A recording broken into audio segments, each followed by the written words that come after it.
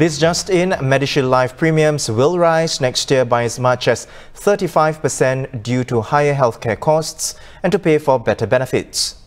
This will be the first increase in premiums since the compulsory health insurance plan launched 5 years ago, while higher premiums will allow for better benefits such as higher coverage for subacute care at community hospitals and for outpatient radiotherapy, higher annual claim limit of $150,000 from the current $100,000, higher claim for daily ward charges for the first 2 days of hospitalization, and no more exclusions. MediShield Life will in future also cover treatment for attempted suicide, self-injury, substance abuse and alcoholism.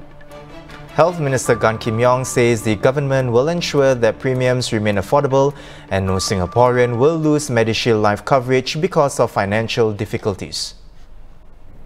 As in previous years, we will continue to provide premium subsidies for Singaporeans based on their means, additional subsidies for Merdeka Generation and Pioneer Generation seniors, as well as additional premium support for the needy.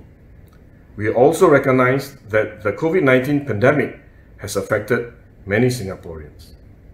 The government will provide a one-off COVID-19 subsidy to help Singaporeans with their premiums over the next 2 years.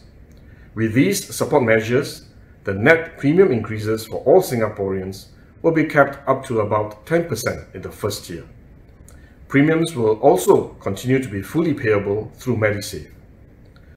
Senior Health Correspondent Sama Khalik is here to help us digest this. Sama, welcome back to the show. This is the first major review of the scheme since its launch back in November 2015. Greater coverage, but premiums simultaneously rising up by about 35%.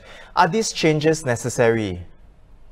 Okay, in the first place, this is not exactly the first review. It is the first review when it comes to premiums because the government had promised a moratorium, a 5-year moratorium on premium increase. But last year, the benefits were actually tweaked, and that tweak benefited about 90,000 people.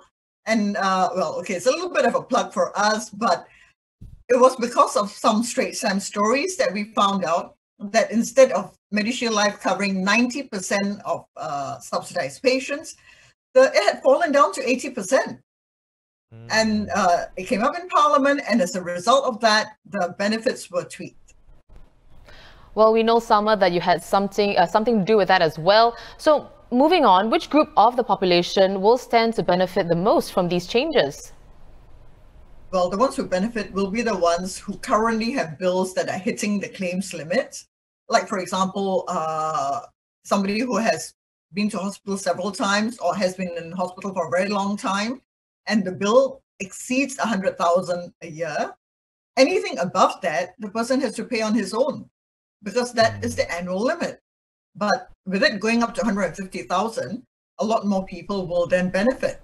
I understand last year about 100 people hit the $100,000 limit.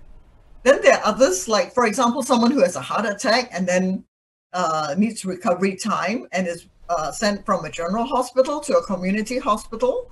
Right now, the community hospital claims are pegged on rehabilitation, which is about 20% lower than subacute care, which a heart patient will need. So therefore, the person is not getting as much coverage as he needs. Right. Let's talk about the group of people with additional coverage. How will these latest changes affect those with integrated shield plans? Right, that's about 70% of people actually, so more than 2 in 3. It does not directly affect them, but any change to MediShield Life would affect the IPs in that the IPs incorporate MediShield Life. I actually had talked to the Life Insurance Association people, and they're a little bit concerned about the proposal to drop claims from private hospitals from 35% of the bill to 25% of the bill. The reason is because private hospital bills are very big, and 35% of the bill is way above the actual cost of a subsidized bill for the same procedure. But this will mean that MediShield Life will pay the insurers a lot less in claims. So the insurers who have to pay their policyholders according to their own plans, will have to fork out more money. And to fork out more money means that they probably will have to raise premiums. So it's a rollover effect. We will have to wait to see exactly how severe the impact is. Right. Well, how about subsidized patients, Salma? What do these changes mean for them? Well, these changes are primarily for subsidized patients. So with the change, it will again guarantee that 90% of subsidized patients will have 90% of their bills covered by insurance once you have taken the deductible and the co-payment into account. Right, well, thank you so much for clarifying all of this for us, Salma. We've been speaking to the Straits Times' senior health correspondent, Salma Khalik, on the latest changes to MediShield Life.